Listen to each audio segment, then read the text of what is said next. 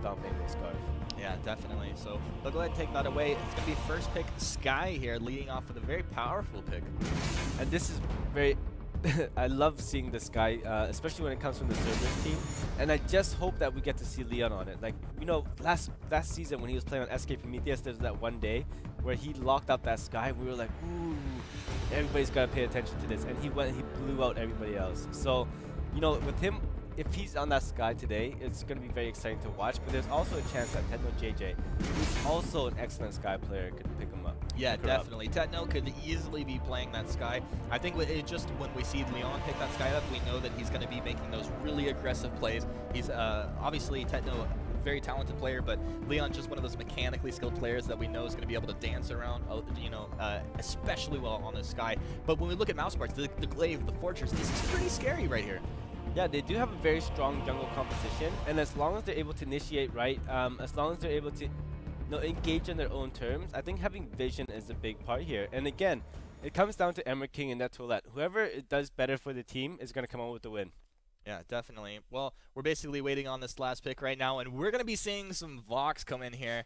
I don't think this is going to be the weapon Vox that I was hoping for, yeah, but this is actually a very hard composition to pick who's going to be the winner. You have that Vox, Glaive, and Fortress on one side with Ringo, Sky on the other.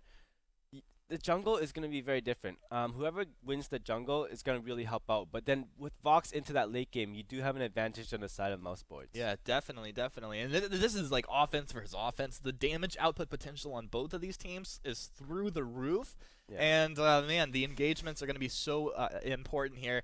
Who can get on each other first, guys? We've loaded into the game, so let's jump into the Halcyon Fold. And I'd love to hear what Action Jackson and Vedius have to say about this draft.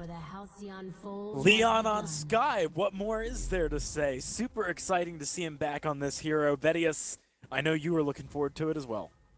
Yep, we did mention it earlier, very talented Sky player. The last time you and I saw him play that Sky, he went 17-0-2 or something along that sort of scoreline. It was absolutely insane, and hopefully, well, I imagine he's going to be looking for a similar sort of performance. But the person I really want to talk about is actually Techno JJ on this Ringo, because the last time we saw him play, he went to town.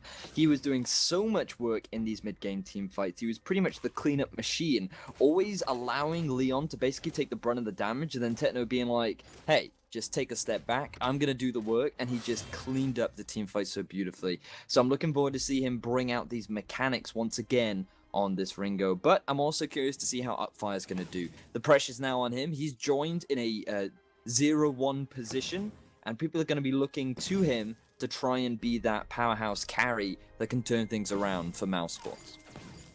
It's going to be interesting to see if he can pull it off, because I've got to be honest, the last time I saw Upfire play, he didn't really perform, in my opinion, that well. So he's got some big shoes to fill. Mr. K. Cool is an extremely talented player, and he's got to do it in a very pressurizing situation, like you just said. This is like the stuff nightmares are made of for me. Like, if I had to sub in for a team in this situation, I'd be super concerned. But you have to remember, Upfire has a lot of experience with the team. As we heard Rome and Humanist talking about earlier, he did finish second place with Rebirth of Empire when they went up against Media Pixel in the first Autumn Live Finals. So he knows what it's like to play in these pressure environments, and he has reached the top tier levels of Vainglory in the past. So, you know, just because he didn't have the best performances in previous games doesn't mean he's not a talented player, and it doesn't mean that he can't perform today. If anything, maybe he thrives under that pressure.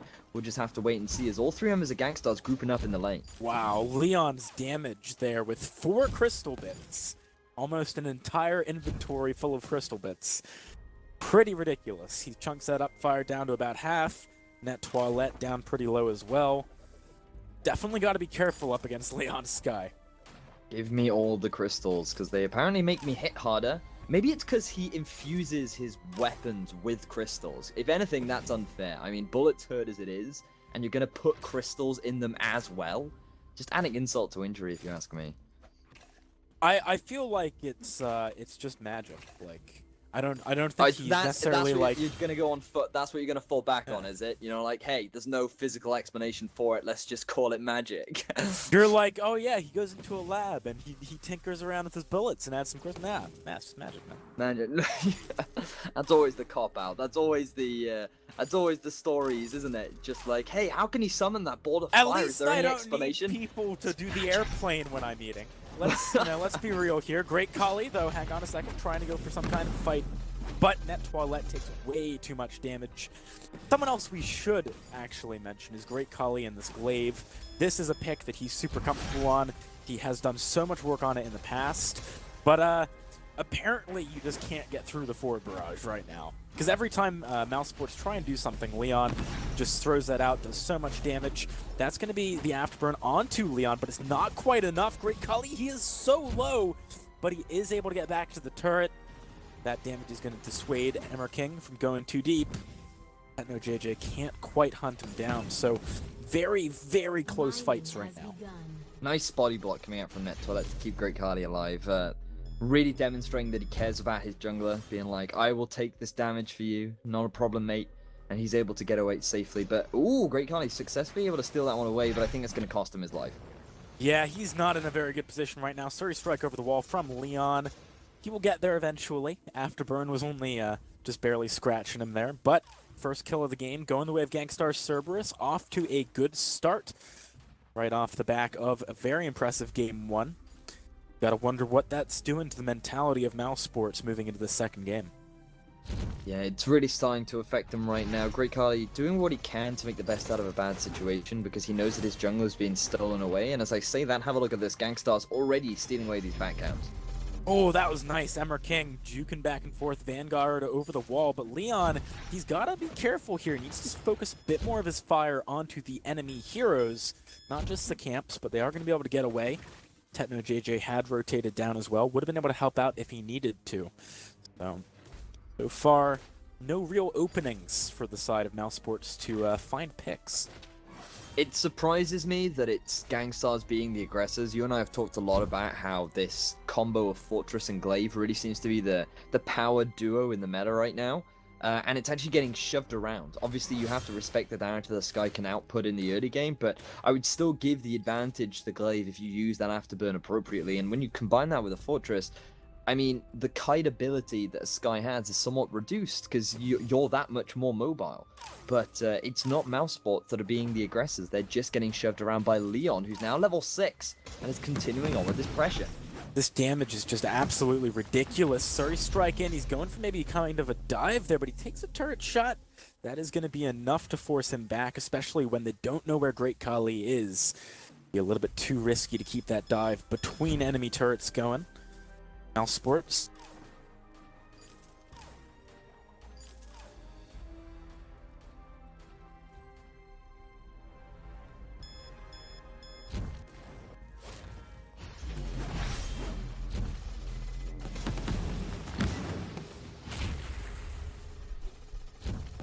All right, well, I'm Humanist, gonna step in here for a second as our caster's having a little connection issue, guys. Let's do some casting as we're on this match, and you know, currently 6 minutes into this game, 6 minutes 30 seconds, and Gankstars Cerberus doing a good job to establish dominance, and Techno even gonna pop into this jungle and steal some camps away as well. And Mousesports, they have to be so careful as they get into these engagements, and I think one of the most important things is that they keep Leon off of them. With that forward barrage damage, with that mobility, he's just able to accomplish absolutely so much in a game like this, especially when you go up a hero against a hero like Fortress and Glaive, who want to be offensive. Once they're running away, there's really not too much they can do. So we see Leon pretty strong positioning once again over here with Emmer King. And I think this is where these guys want to live right now. They just want to live in Mousesports jungle and continue to just deny away as much as possible. They're going to keep this pressure on Upfire because essentially an easy lane for Vox means an easy game for Vox. And as long as they can keep that pressure on them, they're going to keep that item progression down. And it's the best thing that they can do at this point. And it looks like Gold Mine going to be attempted here. And yeah, pretty simple. Gauntlet is down. Big fight coming out, and it looks like big damage. Cerberus winning this fight, looking very good. But guys, I was just stepping in for a second. Looks like our casters are back. So Action Jackson, Vedius, go ahead and take back over. All right, thank you very much for covering for me there. Unfortunately, being across the pond on the internet, it can be hard sometimes to cast. Techno JJ needed one more attack there onto Net Toilette, couldn't quite find it. Now we got Great Khali trying to secure this kill. Emmer King, he can't get there, can't find the Vanguard. That is going to be the first return pickup for Mousesports, ending in that 1-for-1 trade. Not the best position for the side of Gankstars Cerberus, but they are doing a good job in the gold department. So, yeah, thrown off a little bit by the technical issues, but now that they have been resolved, immediately we're back into the action. So, Mousesports finally able to get themselves a return kill. They want to try and get the gold mine off this, but I think Gankstars want to stop them. They do indeed, but can they pull it off? The gold mine pretty low right now. Who's going to get it? Oh, Emmer King secures the steal. Great Khali nearly goes down there as well. The Ford Barrage dealing a ton of damage coming out from Leon, rather. Right now, Gankstars Cerberus, with the damage they just dealt to Mousesports and picking up the gold mine, they're in good stead to snowball this up towards the lane, start shoving up this wave. 2 versus 3, and Gankstars are still able to steal away the gold mine. Things are just only going right for Gankstars right now. They're winning all these engagements. They're just straight up outplaying Mousesports right now. And not only that, they're securing all of these objectives. Just have a look at the back camps. Once again being stolen away by Leon, who is now sitting at 2-0 on 170 CS. 70 CS for the jungler is absolutely insane. And he's now picked himself up a Shatterglass. That's the turret going down for Gankstars as well. Upfire getting collapsed on here. The reflex block isn't going to be enough. Techno JJ is able to pick up that kill. Great Khali, meanwhile, he's got to deal with Leon very low on the health bar at the moment. Afterburn buying himself a little bit of time. Leon does have the Surrey Strike. Look at this mind games right now. Back and forth. Great Khali. He's going to try and recall in that bush. Where's the Ford Barrage? Oh, it spots him out. Leon predicted it, and Emmer King's waiting in the wings to pick up the kill. 5 now on the side of Gankstars Cerberus to the 1 of Mousesports. Things are looking a little bit scary for these guys in what could be their final game of the semifinals. Looks like Leon had to activate his VAC right there, really easily able to find Great Khali, reading him like a book. Really nice prediction skills coming out from Leon, and it was just very well played. Leon once again demonstrating his mechanics, well on his way to getting a pretty impressive scoreline on that Sky. 2-0 and 2 right now. Mousesports really struggling to find any more kills on the board, but Gankstars, they want to keep up the pressure. Yeah, they're going to be going for some more fights here. Attack the Pack is popped by Net Toilette, though. Looks like they're a little bit apprehensive about starting this one off in any serious way. That's the gauntlet going down. Net Toilette already very low. Upfire struggling to deal with the forward barrage on the back line. Great Khali, he's got to afterburn away, but Leon picks up the first kill. Net Toilette gonna be going down next. Leon wants more. Can't quite get on top of Great Khali, though. It's 2-0. Gankstars Cerberus picking themselves up a fight and a turret. Gankstars just being relentless with their aggression, constantly going for these invades, consistently looking for plays to just get them even further ahead, and at only 11.5 minutes into the game, they are sitting on a 7,000 gold lead, which is absolutely monumental this early on. Typically, even after fights going so one-sided for teams, usually they only sit at about 2 or maybe a 3k gold lead, but a 7k in Vainglory is an absolutely massive differential, and if you just take a look at the items, you can see what that really means. Sorrow Blade completed for Techno JJ, Shatterglass completed for Leon, as well as a Warhorn and the Fountain of Renewal all completed for Emmer King. So they're in a fantastic position right now to continue on with their aggression.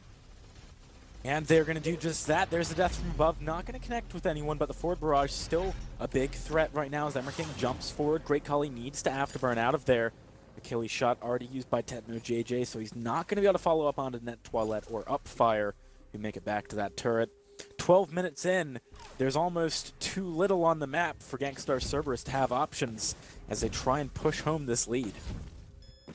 Right now, Gankstars, they're going to once again rotate round to this gold mine and steal away the back camps as well. It's just rinse and repeat for Gankstars. I love how confidently they play as well. It's just really nice to see that they know they have the advantage. They know that their comp is not going to be contested by Upfire and this Vox at this point in the game, so they just want to keep this up. They're abusing the fact that they have the stronger early to mid game, and this is how you properly play it. And it's just great to see, because I feel like Europe does have a bit of a reputation of being more orientated towards that mid to late game style of play. But this Gankstars Cerberus team is forcing other European teams to adapt to this aggression or pay for it. Oh, Techno JJ, that was a great combo by Mousesports, though, finding the silence, then the stun. Leon, he's able to kite back, though, might be able to turn things around. He does have a lot of damage. The minions blocking the forward barrage. He doesn't have Suri Strike. There it is, but he goes down. Mousesports playing the map real smart, setting up an ambush in the bush and picking themselves up an ace. So Mousesports, with the ambush, are finally able to get the return fight because they're able to quickly lock down Techno JJ. With him gone, all they need to do is close the gap between Leon and Mousesports, and they can easily win the fight. And when you have the Fortress and Glaive combo, it becomes so much easier to do that without Techno JJ doing all this damage on the backline. So great execution from Mousesports. They very quickly closed this goal gap after all the shutdowns that they were able to pick up. And now they are saying, hey, we are not out of this game just yet. They definitely aren't, but that was one fight where they had the drop on Cerberus. If things get turned around to a straight-up fair fight, it might look a little bit different, especially given how dominant Leon has been in a lot of these. We'll have to see moving forward if Mousesports can repeat that performance. Gankstars Cerberus right now moving up the map, getting some flares down. I don't think they'll be making the mistake of going near that bush again without one. There you see the flare. Gets popped. King moving up. Doesn't go for the gauntlet, though. He's playing rather shrewdly. Doesn't want to overcommit. Right now, they need to be careful, though, trying to set up a siege onto this turret, because if you overcommit just a little bit too much, that pick potential from Great Kali is always there. So all you have to do is overstep ever so slightly underneath that turret, and quickly you become underneath the turret yourself. So they're Gankstars respecting that pick potential coming out from Mousesports, and they're just going to disengage. They're going to pick up the gold miner just before the Kraken spawns. I just want to take a quick look at the vision. There isn't that many scout traps placed around the Kraken, so it doesn't look like that is going to be their priority, but they are going to force a fight. That's attack of the pack, getting popped. Great Kali doesn't find the afterburn stun, but Techno JJ is extremely low. Fountain keeping him healed up for now, as Leon does get the stun back on the net toilet. Forward barrage dealing some good damage. Techno JJ's got to be careful, though. This time the afterburn connects. Great Kali trades. Up fire, wanting to go in here. Leon very low on energy. Both of these teams battered and bruised after that fight.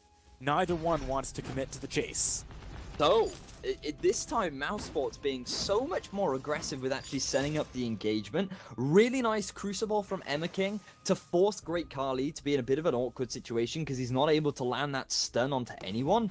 But it doesn't matter because the damage from Upfire is really starting to have an impact in these engagements. Him just sitting on the back line, able to get a bit of poke down onto Techno JJ before he can reposition, forces him incredibly low. What then looks like the disengage from Mousesports is actually a bit of a bait and switch. They managed to catch off Techno JJ as he's overextending, but it costs them Great Kali. So these fights are all of a sudden becoming so much closer, but because of the positioning from Gankstars, they might be able to secure this Kraken before Mousesports can respond.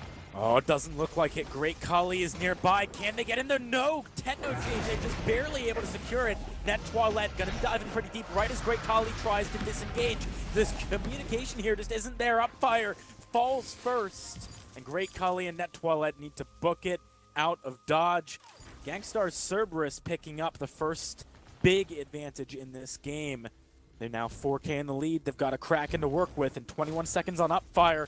Net Toilette, oh, that's not good. Nope, that is not good at all. Very honorable of Gankstars to just let him...